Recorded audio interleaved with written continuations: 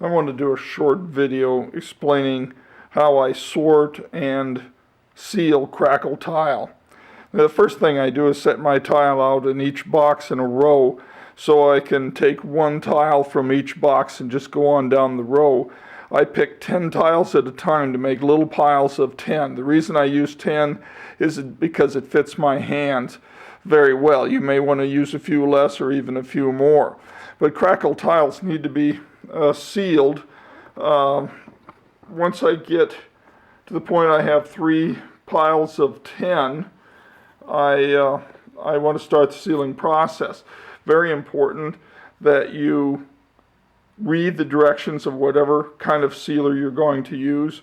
I prefer a sealer that that's dated for real long range. This is a 20-year sealer that I'm using. Whatever you do, read the label and follow the label directions. The sealer I'm using today has a 20-year mark on it. It says you need to leave the sealer on for 2 to 5 minutes. So my whole process is set up to have enough tiles where as I move through the process, I have at least 2 minutes before going the second coat. And yes, I do 2 coats. So let me show you exactly how I do these. First, I have my sealer in a little container where I can get a small amount of sealer on a rag, and not a real big rag, but something that doesn't have a lot of lint. You can see I've used this one to pieces because it gets caught on the sides. But you dip a little sealer in, you take your tiles, and I tilt them just a little bit because the important part of getting a tile sealed is going to be right here in this top edge. You want to make sure you seal those sides. If water gets in, it's going to come in through the grout and in that side, not just to the top. So I take my tiles, line them up like a deck of cards, lean them a little bit, and wipe them to make sure that's wet. Flip to the other side, and I don't dip my rag a lot. You only need a little bit of sealer on it. Sealer really goes a long way. There's 2. Always start with tilting it a little bit. They're getting a little bit dry there. Go up flat again. And there's number 4. I want to make sure that top edge gets some sealer on it. Not a lot. Just to make sure I got it. And then I go through each tile. I do not wet the rag again.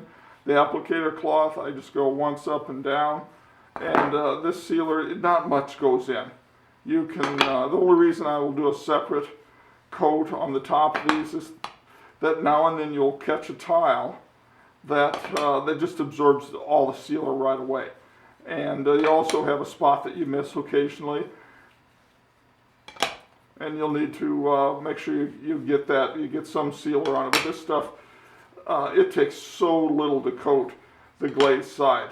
The part that you need to worry about is the sides and the edges to protect against that. And so I go through all three piles to make sure they're all done, and then I start over and do it again because I want to give them 2 coats. And I've timed this to show that it will do 2.5 to actually about 3 to 4 minutes to go through the pile once. Then that's enough time to let it set in. Now once I'm done sealing it 2 times and it's had its 2 to 5 minute wait, then I dry them. Now when drying them, it isn't tough. This one isn't ready to be dried, but you can't get it all off. I mean, you've got to have a really dry rag, but I wipe it about like that. These aren't ready to seal, but I just want to show you how I do it to get it off. I don't do the sides because the sides absorb sealer like really, really easily. There's just nothing left there. And that's really where you want the sealer to have 2 applications.